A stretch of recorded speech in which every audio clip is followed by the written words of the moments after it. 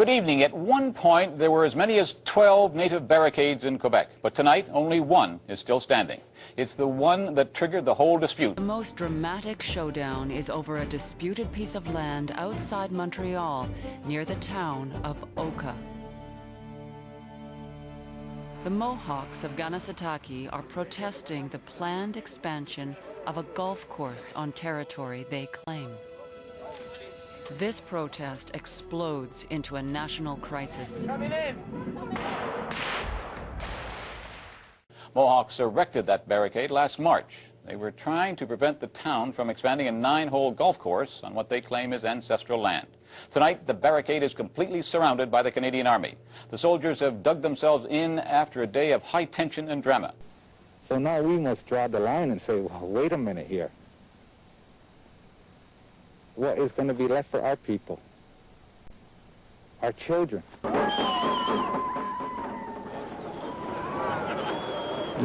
toughest challenge for any government in the Western world and our world is to defend democracy against people who do not believe in democracy. A police officer is killed. Mom. Horrified Canadians watch as soldiers face off with armed combatants from the Militant Warrior Society. Wow, you watch out with your men! Hey, hey!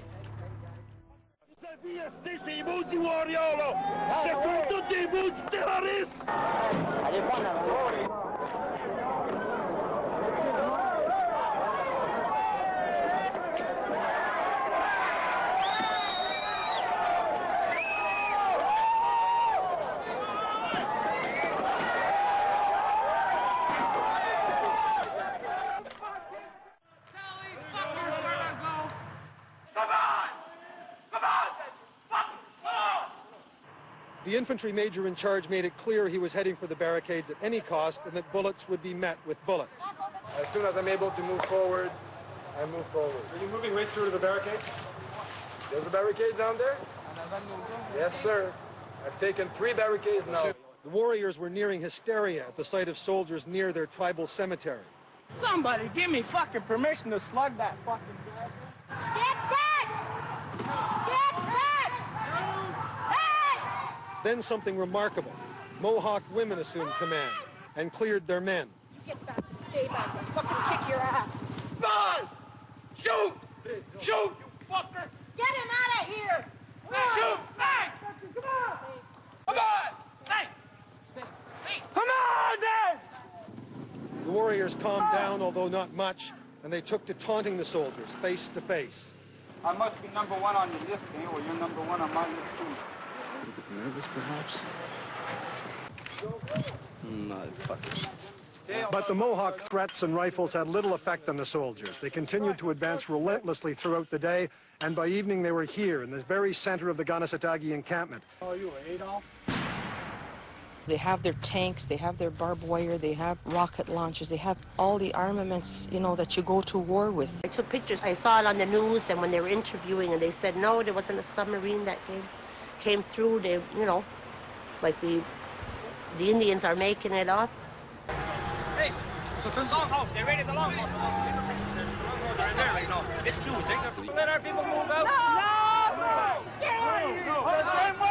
A couple of the soldiers that were there were also in the longhouse raid, and we recognized them back because they're the ones that we fought with, you know. And you could tell that they were very uncomfortable.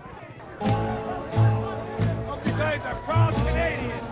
People defending their territory against tremendous odds. We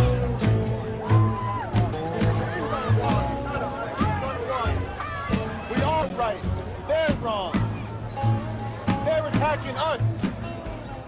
They're proud. Look at them all. You're all proud.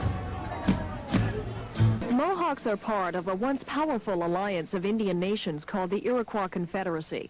Today, Mohawks are concentrated in Kahnawake, south of Montreal, Kahnawake near the town of Oka, and Akwesasne straddling the Canada-U.S. border near Cornwall, Ontario. In modern times, Mohawks have resisted intrusions by the dominant non-native society. They refuse to accept the Canadian government's new political system imposed on all Indians, giving rise to confrontations like this. In 1959, police were called in to break up an angry protest against the forced removal of traditional leaders. It's a scene that's seared into the Iroquois memory. What are you doing now?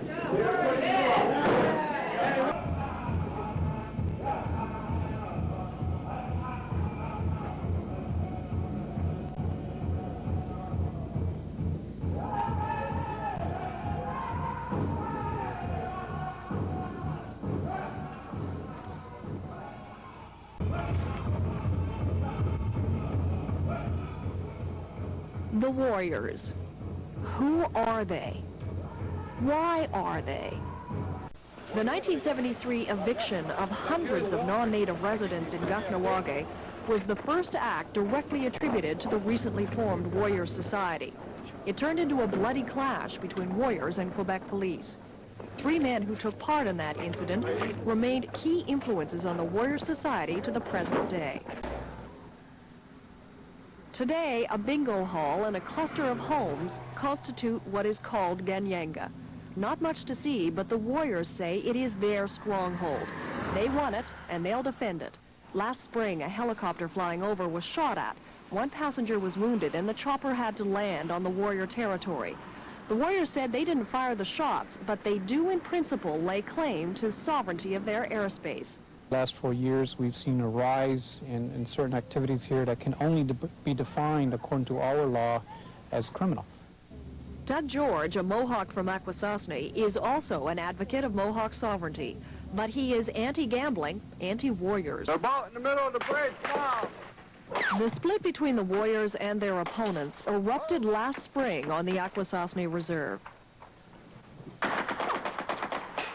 It was civil war. 2 Mohawks were killed.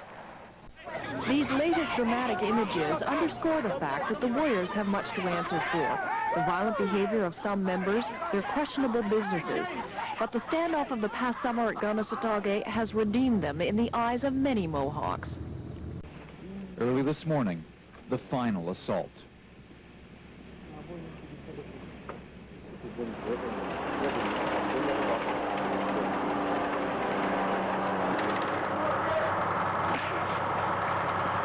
This morning, the Army released this video of soldiers heading into the warrior camp. They gingerly searched the grounds, swept for mines, poked through debris, and eventually entered the treatment center where the warriors had been holed up. And they found a smoking heap of weapons, apparently burnt by the warriors before they left. The warrior Spud Wrench is the first person seriously injured in the Army-Mohawk conflict at Oka. He says he was beaten by soldiers about 4:30 this morning. Spud Wrench says he was awakened in his bunker by 4 soldiers. He says they told him to keep quiet.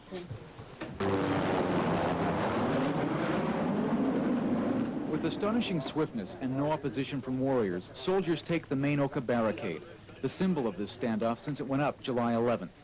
In keeping with military decorum, the soldiers carefully remove a flag, then proceed to smash the roadblock.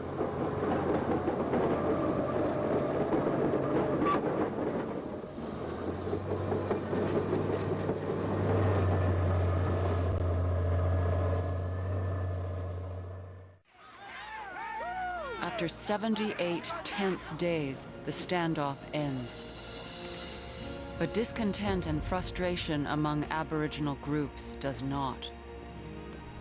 During the decade, just a handful of claims are settled, out of hundreds. And other voices echo the warning that Native concerns must be addressed, or Canadian governments will pay the price.